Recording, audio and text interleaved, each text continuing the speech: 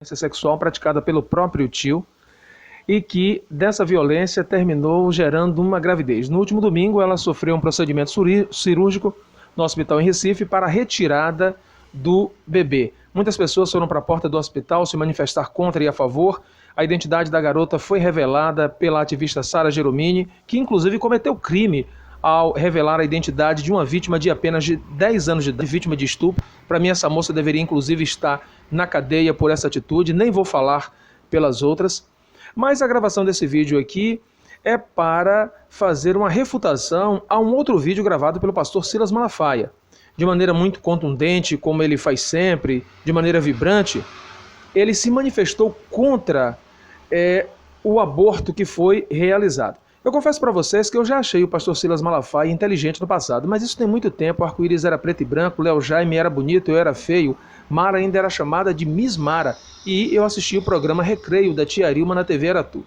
De lá para cá, parei de achar que o pastor Silas Malafaia era inteligente. Olha, por exemplo, nesse caso, ele usa o artigo 5º da Constituição para dizer que pior do que a violência sofrida pela garota, e é bom dizer que era uma violência praticada desde quando a criança tinha apenas 6 anos de idade, ele diz que pior do que tudo isso é o aborto, porque é a morte de um inocente. E para ele isso é pior do que tudo.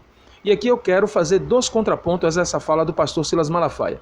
Ele, inclusive, evocando o artigo 5º da Constituição, ele fala de crime maior, porque, segundo ele, a vida, a Constituição prescreve como o maior bem. Ok, tudo bem. Mas eu quero dizer para o senhor que o aborto que foi praticado nessa criança também está amparado na Constituição.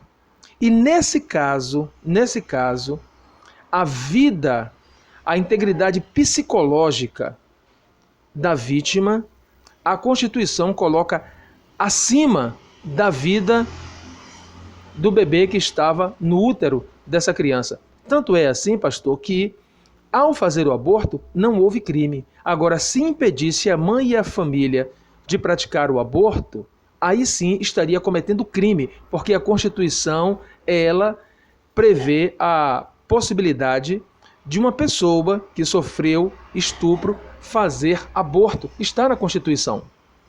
Então o senhor só falou a metade. Eu até poderia dizer aqui que, embora a vida é o bem maior protegido pela Constituição, mas eu quero dizer que a própria Constituição também permite matar não apenas em caso de estupro, tá? Quando, por exemplo, a vida de uma pessoa está sendo ameaçada pela vida de um marginal, pode-se matar o marginal para preservar a vida da outra pessoa. Então, pastor, às vezes, para preservar a vida de uma pessoa, pode-se matar outra. É o que está escrito na Constituição. Mas não é exatamente aqui esse ponto, né?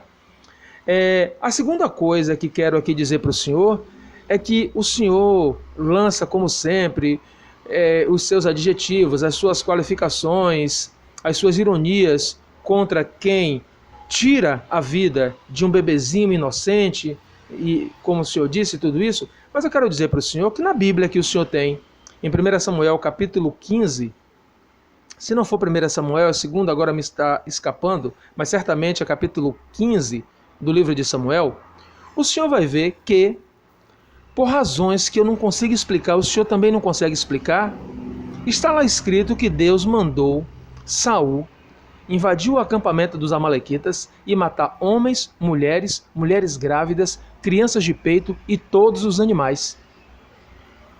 Deus mandou matar crianças que estavam dentro da barriga das suas mães. Mandou matar crianças de peito.